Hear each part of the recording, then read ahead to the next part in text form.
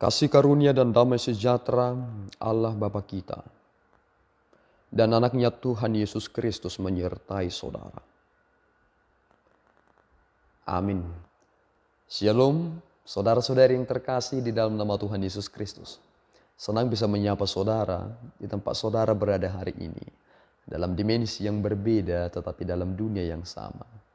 Sebagai insan yang diciptakan untuk Tuhan, sebelum kita melakukan rangkaian aktivitas kita pada hari ini, marilah kita mengawalinya dengan mendengarkan firman Tuhan.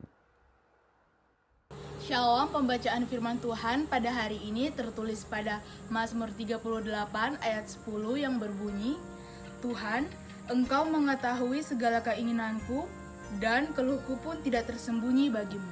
Demikian pembacaan firman Tuhan. Saudara-saudari yang terkasih di dalam nama Tuhan Yesus Kristus, saudara harus bisa masuk kepada perefleksian hidup ini. Banyak orang ketika telah menjalani pasang surut kehidupannya secara linear, ia sangat sulit untuk merefleksikan hidupnya. Terkadang ketika suatu pertemuan,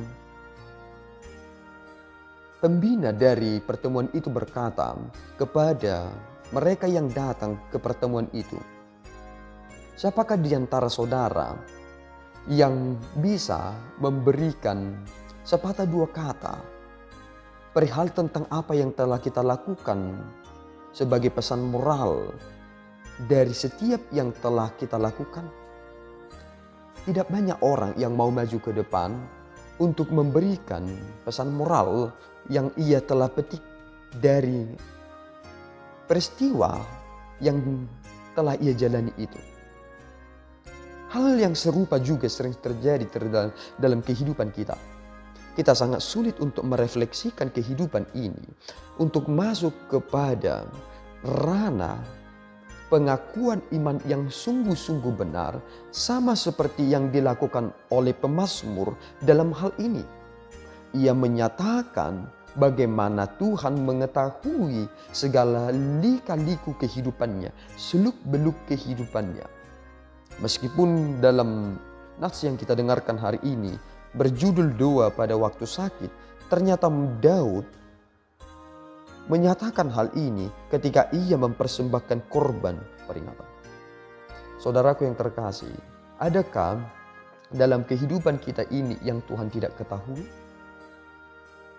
Segala sesuatu yang terjadi di dalam hidup kita, Tuhan ketahui. Jika iblis mengetahui masa lalu seseorang, iblis tidak mengetahui masa depan seseorang. Tuhan mengetahui dua hal. Tuhan tahu masa lalu kita dan Tuhan tahu akan masa depan kita. Itu mengapa ketika kita melihat kepada Daud, kita langsung dapat memposisikan diri kita. Karena ternyata ada hal-hal yang perlu sekali ketika kita membaca kitab Mazmur. Kita boleh menganalisanya dan kita perlu sekali untuk merefleksikannya. Karena tidak segala sesuatunya harus kita analisa. Tetapi perlu sekali pendekatan yang bersifat emosional, yang perlu untuk memposisikan diri sebagaimana pemazmur sampaikan dalam luapan emosionalnya. Ketika aku melakukan yang baik, banyak orang yang membenci aku. Ternyata kita menghadapi masyarakat yang sedang sakit.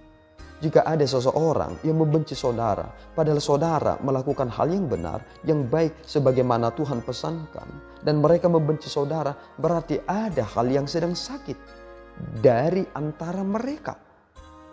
Dan ternyata ini harus bisa memposisikan kita dengan benar, sehingga kita tidak jatuh kepada penderitaan yang berlarut.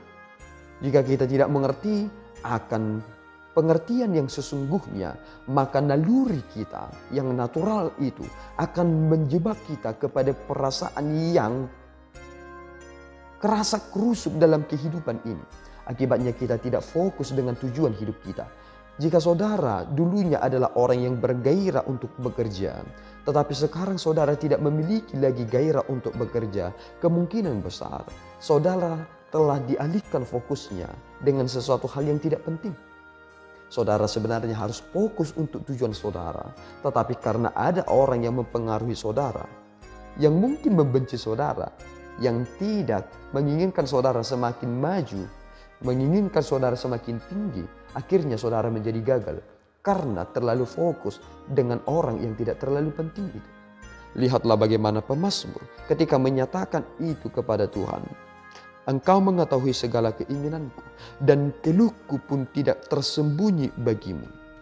Kita perlu sebenarnya membaca ini secara menyeluruh karena ternyata mazmur ini yang disampaikan oleh Daud adalah mazmur supaya sakit yang ada dalam dirinya yang memang bukan sesuatu hal yang bersifat fisik, tetapi sesuatu hal yang terkadang yang bersifat laten. Yang perlu kita pahami satu hal, memang ada satu yang sangat mempengaruhi kehidupan manusia yang secara tidak langsung kita salah kaprah, yakni persoalan yang bersifat psikis. Ada firman yang berkata demikian, hati yang gembira adalah obat yang sangat manjur. Tentu itu bukan obat yang diperuntukkan untuk penyakit yang bersifat fisik. Tetapi ada hal yang mendorong seseorang sehingga dia semakin terpuruk. Itulah yang terjadi dalam kepribadian kita. Itu yang perlu sekali kita harus obati, yakni psikis.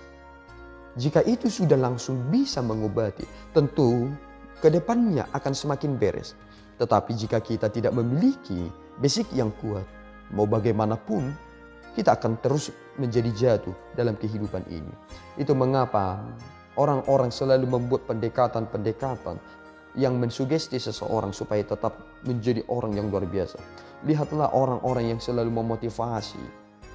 Mereka sangat dibutuhkan saat ini. Mereka menjadi orang-orang yang selalu dipanggil karena mereka bisa membangkitkan semangat. Mengapa saudaraku tidak bisa membangkitkan semangat saudara? Karena saudara memiliki kepastian loh dalam hidup ini. Apa kepastian itu? Kepastian untuk menjawab segala tantangan. Jika Daud bisa menghadapi segala lika-lika kehidupannya, dia memang raja, tetapi dia menghadapi segala tekanan. Dia berserah kepada Tuhan. Dan ia ingin apa yang ia lakukan sesuai dengan rancangan Tuhan. Rancangan Tuhan itu yang terpenting bagi saudara. Bukan kerasak kerusuk. Jika hidup saudara sesuai dengan rancangan Tuhan, maka itu akan sangat indah. Yakin satu hal, tidak ada sesuatu yang indah pada waktunya jika tidak sesuai dengan rancangan Tuhan. Ketika kita membangun sebuah bangunan tidak sesuai dengan rancangan kita, kita kecewa.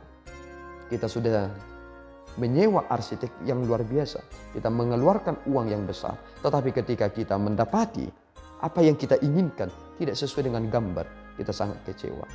Jika kita hidup sesuai dengan rancangan Tuhan, ini yang begitu nikmat. Meskipun kita ditekan habis-habisan oleh mereka yang membuat kita sampai sakit, tetapi kita akan memiliki gairah kembali karena kita mengerti ini maksud Tuhan dalam kehidupanku. Maka saudara, carilah maksud Tuhan. Jika saudara sampai tertekan padahal saudara melakukan yang benar, berarti ini menjadi penting bagi kehidupan saudara. Karena Tuhan ingin saudara sama seperti Daud menghadapi realita itu, bukan lari dari realita kehidupan saudara. Amin. Kita berdoa. Ya Allah Tuhan kami bersyukur atas anugerah-Mu. Terpuji nama-Mu Bapa, atas penyertaan yang Tuhan telah nyatakan kepada kami. Terima kasih ya Tuhan atas firman yang boleh kami dengar lewat hamba-Mu Daud yang menguatkan hati kami bahwa segala sesuatunya Engkau tahu. Keluh kesah kami Engkau tahu. Jika Engkau tahu segala sesuatunya, yang terpenting bagi kami adalah hidup sesuai dengan rencana Tuhan. Jadikan kami Tuhan menjadi pribadi yang tahu rencana-Mu, sehingga kami tidak terus berkeluh kesah dalam hidup kami. Terpuji nama-Mu Bapa, dan ampunkan segala dosa kekurangan kami. Dalam Yesus kami telah berdoa dan mengucap syukur. Anugerah Tuhan kita Yesus Kristus, kasih setia Allah Bapa, dan persekutuan Roh Kudus menyertai saudara. Amin. Tuhan Yesus memberkati.